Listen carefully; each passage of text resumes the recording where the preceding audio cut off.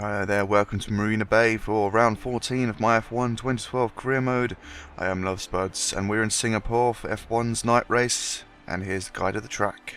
Okay, here we are on a lap of Singapore. We've got this double left-hand corner as the last one to open up our lap, so make sure you get a nice clean exit on this one, DRS, and a boost of curves. On the run down towards turn 1, pit buildings on the left-hand side, marker boards on the right. Bumpy into here. Use a lot of the curb, but not too much around the next right. Flick it into the left, slow it all down, and watch that traction on the exit. You don't want the car to break into wheel spin there. Over to the left-hand side now. Bring it over as close as you can to the curb to open up turn 5 as much as possible. Use all of the curb, get as close as you dare to that wall before the longest straight on the circuit, and a great chance to overtake cars in towards turn 7. DRS deactivated under braking, down into second gear. Watch the exit curb, not too much of that. Bring the car to the left-hand side, down into first now. Watch the traction once more, bumpy on the exit here, before bringing the car over to the right, and then left again. Open up this corner and use all of the track available on the run down towards a Singapore sling chicane, turn 10. Aggressively does it over the curbs, but not too aggressive because it's easy to end up in the barrier on the right-hand side. Now, flick the car to the right, and then the left. Watch that traction on the exit. We go over the bridge now towards turn 13. Straight line braking, down into second gear. Watch the traction on the exit. You want to get as close as you dare to the barrier on the right hand side. DRS and a boost of curves again sees you towards turn 14. Brake in a nice straight line, bumpy on the entry here, but watch that traction again on the exit. That curb can suck you in towards the barrier. Straighten the car up now in towards turn 16 as much as you can, and hold back your speed so you can open up turn 17. Now we're heading towards this tricky corner under braking. Easy to lock up the left hand front wheel here under the grandstand. The track's incredibly slippery. Use all the curbs that you can and as close as the barrier as you dare. The inside curb of turn 20 allows the car to hold the line and then allows you to open up the exit of turn 21. Short blast of DRS before lifting you back off again and into that last double apex left-hander. Use all of the curb available, and that's a lap of Singapore. Okay, so there we go, that's a lap of Singapore, and this is my qualifying lap in Q3. I had to think about that for a second there. Right, through the first few corners okay. Almost a little bit of a lock up there. I think it might have been the rear tyres, I'm not sure. But this is an interesting circuit, lots and lots of corners. Last year in, well, should I say in F1 2011, this is where I've got my first career win, so hopefully it looks good for getting another one here today. So 29.9 seconds, yeah, as I say, hopefully I can repeat my success in F1 2011 on this circuit. So I do quite like it in places. I hate some of the corners, such as this one coming up now. I think it's a bit of an arsehole.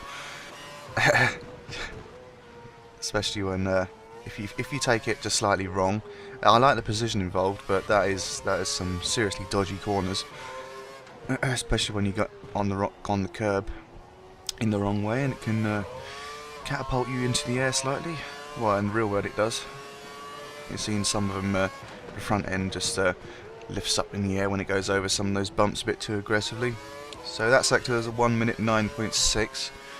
We can't tell if we're on track for a good lap at the moment because I'm one of the first people out. Everyone else is behind me as we come under the grandstand here.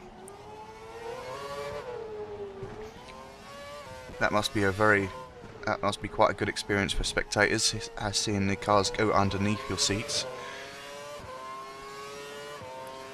Just going around the final corners there, you have to try and have it flat out as you go around there. So it's a 1 minute 47.599. So where are we on the board? Let's have a look. We are 6th. Just under a second slower than Sebastian Vettel. 2 Red Bulls on front. McLaren Mercedes 3rd and 5th. Fernando Alonso in 4th. So we're behind the top 3 basically. Grosjean is behind us. Let's keep away from him as we get on for this race. And very good start down the middle. Sort of braking a little bit early just to make sure I don't crash into anyone. But there's plenty of time to get around this lot as we slot up to 3rd position. Vettel retakes the lead that Webber took in the first corner. This is a bit of a strange corner here. They slow down really quite a lot. So got on the slipstream of Webber. Got a better run out the corner, so we're Ooh, getting squeezed across the, nearly squeezed across the wall then. Managed to get him on the inside of Vettel here. He runs slightly wide, so I managed to get past him and take the lead. Not bad at all. Running a bit wide here, but it's not enough for Sebastian to come back at me. And then coming around that corner down to this little funny corner down here, the one with the dodgy curbs. I don't get why that is a corner. That should just be one smooth corner, in my opinion. Oh, a chicane, should I say, a mini chicane. Just going around this tight hairpin round to the bridge, and across, probably the bay, whatever it is. So, Vettel's right behind us. See if we can, you know, try and create a little bit of a gap, try and do the rest of this race cleanly, and then maybe, just maybe, we can take that win. Chasing that elusive win. I've been close on a couple of occasions, and for example in Italy I was up for quite a very good result until I crashed on the opening laps, burst my tyre, lost my front wing, ended up being at the back, fighting back up to 15th position. Oh yes, and of course we need to beat Rosberg, which seems to be going well at the moment because he's stuck down in 17th for some reason. Probably didn't qualify very well. I didn't take those corners very well, so which means Vettel is back up my bottom. And talking of Vettel, there was some controversy this, well, last week about whether his overtake in Brazil on the Toro Rosso was illegal. Legal or illegal, whatever you want to say. And it was deemed to be legal after all. And as much as I would have wanted Alonso to win the title, that overtake was definitely illegal. I saw the footage, definitely legal, before I get my words mixed up. It was definitely legal, because even I saw myself that when, just before he went past the Toro Rosso, there was a marshal waving a flag, which was a green flag, and that was, that is officially the point at where you can overtake people. It's not the flashing green lights on the side of the circuit, and it's not the flashing green lights on your steering wheel that indicate when you can overtake someone. It is the marshals on the track with the flags. So in that case, he was perfectly within his rights to overtake at that time. But if it was deemed to be illegal, then Alonso would have been champion by about one solitary driver's point, because that would have moved Sebastian down into 8th position, and obviously that isn't enough, or that wasn't enough to secure the title. But it's all worked out in the end. The FIA didn't investigate that at first because they knew of the situation, they knew what happened, but for some reason it took them a few days to actually figure out how to say that it was legal. Shouldn't have taken that long. So yeah, Vettel is definitely the triple world champion, and the youngest one at that, which is no mean feat. I expect he's going to go after Schumacher's record, but I kind of hope that doesn't happen. I don't really want a repeat of Schumacher's dominance. That's 5 straight world championships, because I don't think it does any good for the sport. But you never know. 2013 should be pretty much more of the same in terms of cars, engines and all that stuff. But it's when 2014 comes in with the new engine regulations, which means the turbos are coming back. That should be interesting to see how it goes, because Mercedes are banking on being strong in 2014, not so much in 2013. But when they make their own engines for 2014 season, that's why Hamilton is hoping to be back at the top.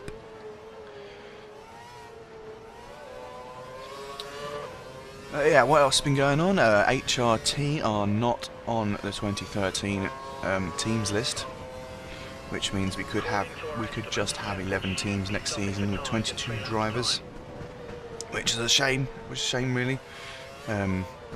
Obviously in quite a bit of financial trouble, considering they need to find a buyer now as well, so they can't put themselves in for the lists. I'll say, yeah, real shame. They may have been at the back, not doing anything much, but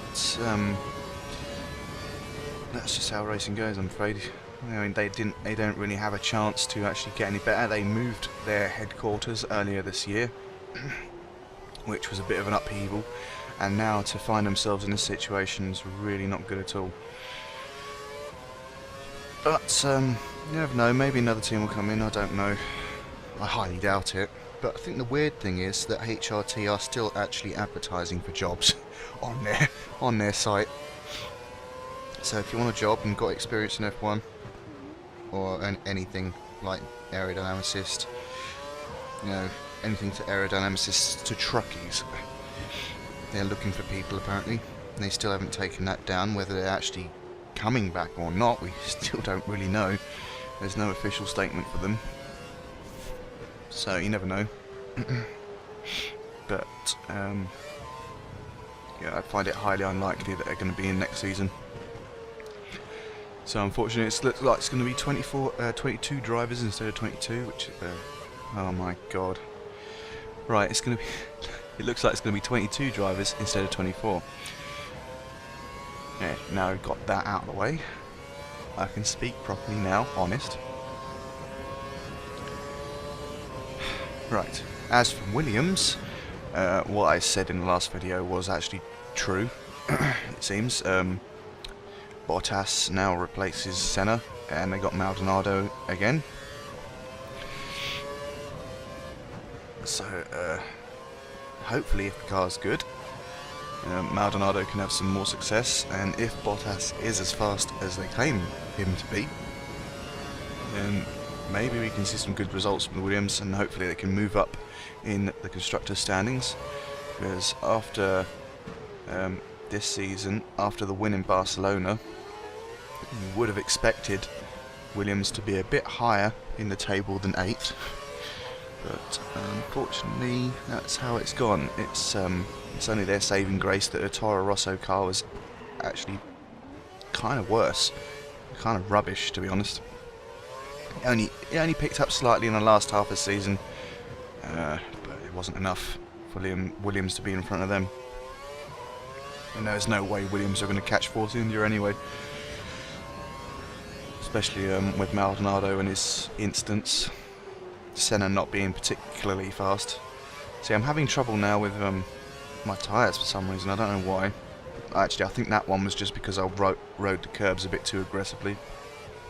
But, either way, Vettel is right up behind us again, which is a bit of an annoyance. And there seems to be a little bit of a train behind me as well. So, yeah, the pit stops are a bit crucial today, unfortunately. Gonna have to come in and hope my guys can turn me around quick enough for me to go back on track and maybe come back out in front.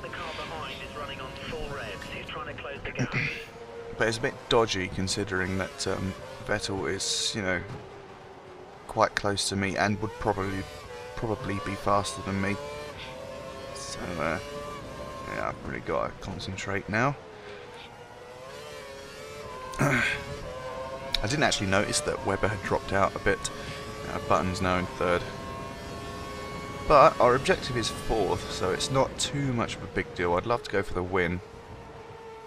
I really do want to meet my objectives, and of course my real objective is to beat Mr. Rosberg. Of course the driver rivalry system is different this year in this game. All you have to do is beat him in the races. You don't actually have to be ahead of him on points at the end of the season, as far as I know. You just get a little scoreboard, and every race you finish ahead of him, you get a point. Every race he finishes ahead of you, he gets a point. So it's basically a football style scoring system. And if you score enough and he can't get back at you, you get a little email saying, would you like to join for us next year? But you'll have to wait and see how that one pans out, because there's still got a few races to go, still a few races to beat him or him beat me. So, you know, it looks like we could be moving teams if we manage to do it, and that would be definitely a good thing, because I've been in this Williams for the past 3 seasons. That's 2 seasons in F1 2011 and this season in F1 2012. I don't think you guys would want to see me in Williams yet again next season. A bit of variety would be nice, of course, and I would like to move on to the bigger teams. I've done my young drivers test with McLaren, so hopefully eventually we can get up into that team. Probably in that situation I'll be a teammate with Jenson Button, which would be really cool. So we can probably take the championship by force. At least I hope so anyway. So the first round of pit stops have been done, I think, because Vettel and Button have disappeared and been replaced by Webber and Massa. So I've got to be careful to maintain, or at least maintain this gap, or speed up a little bit. I'm hoping Vettel's caught in traffic there, because it will definitely help me. If he's come out in the midst of a load of traffic, then he'll be slowed down slightly. Whereas I've got a clear road ahead of me, sort of having a bit of trouble getting around some of these corners. As you saw, I have a bit of a lock up round to that hairpin. Yeah, my tyres do look a little bit worn. 2-second gap to the car behind. We need to keep it clean so he doesn't get a chance to overtake. I certainly can't drive these tyres worn as much as I could in 2011. And to be honest, I don't actually mind that, really. I mean, it's not that far off from turning to like dark orange and then red. Just keep going a little bit further, and well, the option tyres not too far off what they'd usually be in terms of changing the tyres. They only last about what, 15 laps at a push, I suppose, if they went all the way. That's about the time they usually change them, especially if they've had a hard qualifying. Go now. 4 seconds. In some tracks you can push your options a bit further than that. Depends on the surface of the track, how hard you're driving those tyres. You have no more scheduled For example. pit stops, so look after your tyres. But at the moment, things are looking good. You're on a slower tyre, but you're maintaining the gap to the car ahead, so we're very happy. This is good. The tyres are a little bit cold, but that's to be expected. It's not too bad though. But now we're on the prime tyres, we should be comfortably getting to the end now. If those option tyres can get that far, then these prime tyres can get to the end for sure. Maldonado's out in the lead. That won't last for too much longer because he has got to come into the pit sometime soon. So if I could just hold Vettel behind me, then it looks really good for the win. Vettel is closing up on me though, so it's going to be a bit hard. Pardon me.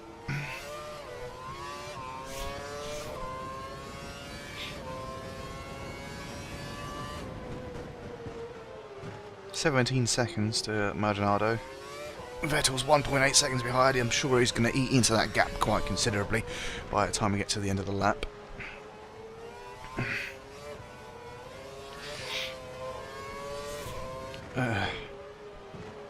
So what I've been doing over the weekend is recording a lot more Assassin's Creed. I should have quite a few parts ready to upload now.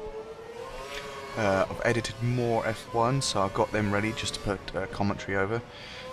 And so yeah, things are looking good at the moment. As long as YouTube uploads this properly, I'll be fine. And then the next day I can upload a bit more Assassin's Creed, maybe a couple of parts over the next couple of days. and then more F1. We think the car behind is running on full revs. He's trying to close the gap. Oh, that's not good. Oh no, there goes Vettel. I don't know what happened there. Maybe I locked up my rear tyres or something, but I don't know. Maybe it was a loss of concentration, but Vettel has managed to get past. Now I'm getting a little bit messy. And if I'm not careful, he will pull away. I'm not even sure I'm going to get DRS on him now because I'm 1.7 seconds away. And it's gone a little bit tits up for that race win. Got to try and catch him over the remaining laps. About 5.5 laps to go. So it's possible. But Vettel seems to be a bit of a master at this track. Especially in real life. But yeah, as I say, more F1 on the way, more Assassin's Creed 3 on the way. Yeah, I need to get out these F1 videos slightly quicker than I have been at the moment. Because if I'm going to do 5 seasons by September when the next game comes out, then I'm going to have to pick up the pace, try and do more. It's a little difficult sometimes. A, YouTube's got to work, and B, I need to make sure I have time to edit stuff and all sorts of things, because my job can be a bit dodgy sometimes, and life in general, because I need to do things, I've got things to do. Things annoyingly just take time. I think most of the time is taken up by rendering and uploading. And if something goes wrong, or something doesn't happen, then I'm stuffed for the whole day, and that's another day lost where I could have been uploading. Unfortunately, things are a bit slow at the minute. My internet is slow, my computer's getting on a bit now, because I still have the old Core 2 Quad, which is a few years old now. Just a few years old, yeah, quite a bit old now, in PC terms. But it still works. Still works really well. As I say, it just takes a lot of time now. I'm going to try and upgrade to an i7. Double the amount of RAM. Get a new motherboard. And then hopefully I can cut my rendering times in half. Then I can have a little bit more spare time to do things.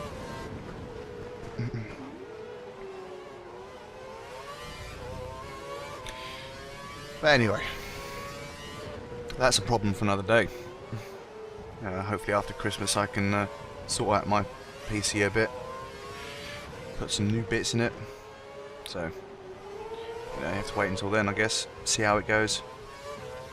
And obviously it's not cheap, especially for ones the stuff I want as well.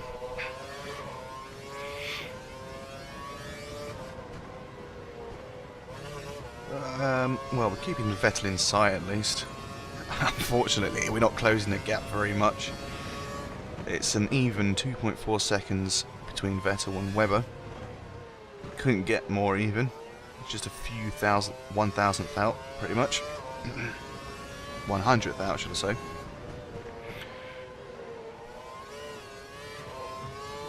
But it looks like we're at least going to get a podium today, which is really good.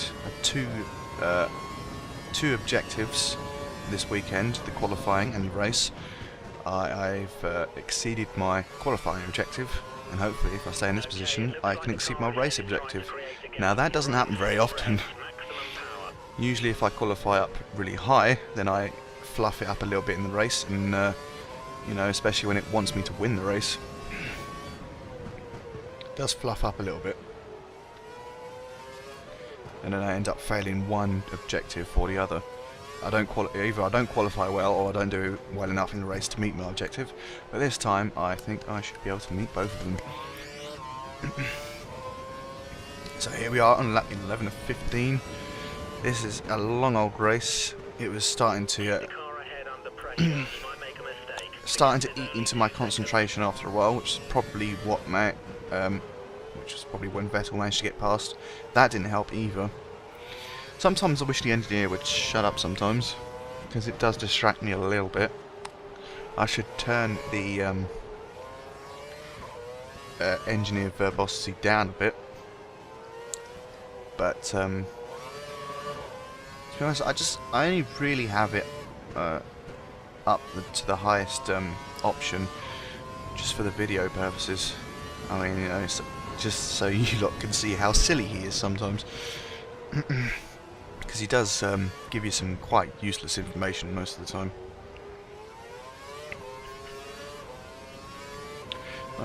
Rosberg moved up to 15th, so he's sort of working his way up the field, but nowhere near fast enough to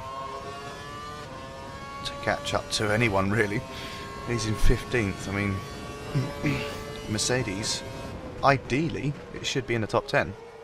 I mean, that should be at least a plan from the start of the year. I mean, it doesn't look good if I join them next year, but to be honest, I didn't really have the option of picking anyone else. All the people that were around me were either pretty much out of reach, such as a Red Bull. I mean, you know, I'd be very impressed if I could beat a Red Bull, but I don't want to go to Red Bull for a start.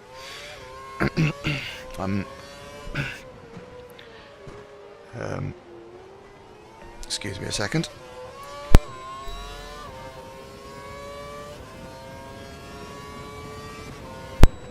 The car ahead is slower in sector 2. See if you can Just pass had to it. cough there. I was getting a bit raspy in the throat. Yeah, I didn't really have much choice. I mean, it was either like Webber or Rosberg, and I don't want to make it too easy for myself and end up in the Red Bull and winning every race. I do want a bit of a challenge before I get up to into the top teams. And to be honest, although Red Bull is a very impressive team, it's done really well. I mean, you know, obviously with the sacks full of cash it's got, plus Adrian Newey, it was obviously going to be a very good car. I mean, when it first came out, it was first started up, it was a midfield team. They were finding their feet, and then by 2008, 2009, they were working their way up, working their way up the board. Sort of challenging Jenson Button and the Brawn team towards the end of the 2009 season, and of course in 2010 they finally cracked it and became a top team.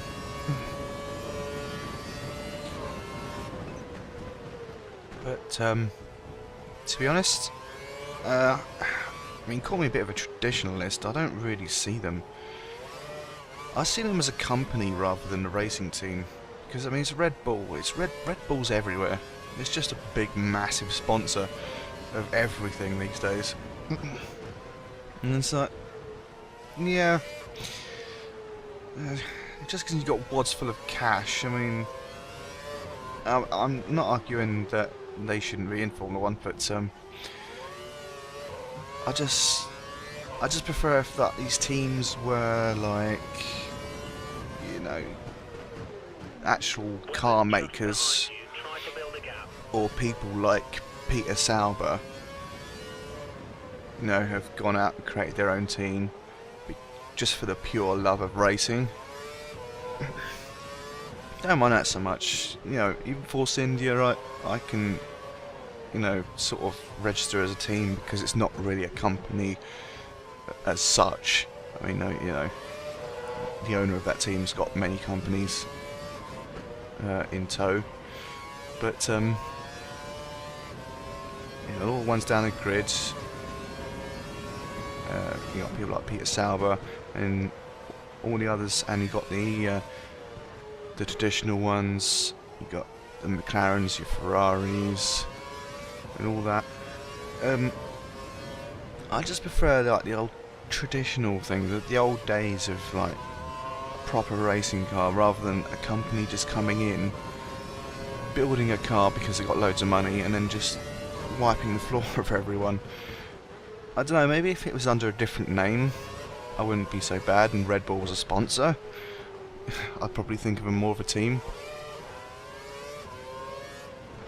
I just don't like the idea of a company just coming in and steamrolling everything because they got wads of cash. But unfortunately that's the sort of world we live in now. I understand that all of that wasn't really well articulated, but still, Still, whatever. Oh, Webber's caught up with us. That's not good. I need to hold on to this. I would really love a second place. I don't know if I've had a second place yet. I can't remember. That's really bad. I can't even remember what I've done in most of my videos, to be honest. But if I could just hold on for one more lap after this one, I'll be okay. Surprisingly, we can still see Sebastian up front there. I would have thought he would have buggered off by now. At least I think that's Sebastian.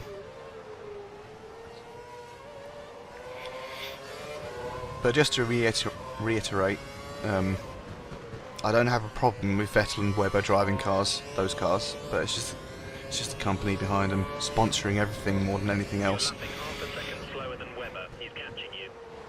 Red Bull's bloody everywhere. It's even got two teams in Formula 1 pretty much. I mean, Toro Rosso. I mean, you know, educated people in Italian amongst you would know that Toro Rosso just means Red Bull. I mean, it's a sister team. Most people know that.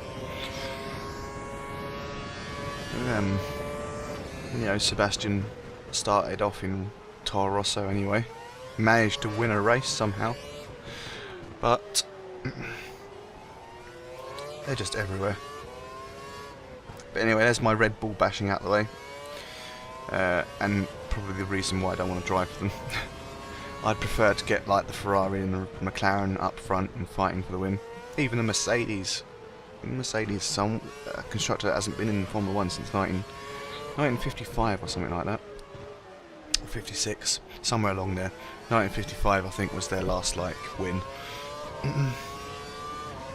Please correct me if I'm wrong. But yeah, so ideally, if this whole Mercedes contract thing works out, then I want to spend maybe a year at Mercedes, see what my options are after that, because I don't really want to be in a car that eats up its tyres, as if it's like hungry and it's a big old breakfast. I don't really want to be in a car like that for very long, so maybe a year at Mercedes, and then hopefully go on to McLaren if possible, or anyone else around the top, Ferrari, maybe, I don't know. But we'll see when we get there. So our objective was to finish 4th, and we finished 2nd. Pastor Maldonado finished 8th, and Rosberg finished 15th, so it's not too bad at all. Got our podium, but unfortunately we didn't get our maiden win, which is a little bit annoying. It's down to my mistake, and my mistake alone, going wide at one of those corners, so that's annoying. But Maldonado finished in top 10, which is good. A few more points for the team. Nothing amazing up there. Fernando Alonso managed to actually drop down the table down to 10th for some reason. And then Massa overtook him up to 5th. Yeah, Rosberg down there in 15th, who started 18th on the grid, so he didn't make it through to Q2. So, Kovalainen finishing up in 18th, and Petrov in 16th. Yeah. That result moves you into 6th in the Drivers' Championship. So, 6th in Drivers' Championship now. We've sort of moved ahead of Mark Webber. Webber. Right, 3 points ahead of him now. Lewis Hamilton's still on top.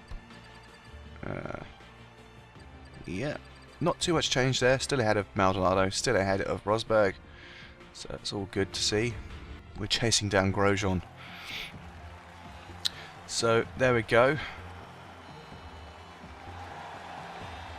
I think I missed the constructors there. That was a bit of a mistake from me, but never mind. You can see it next time for round 15 of the Japanese Grand Prix.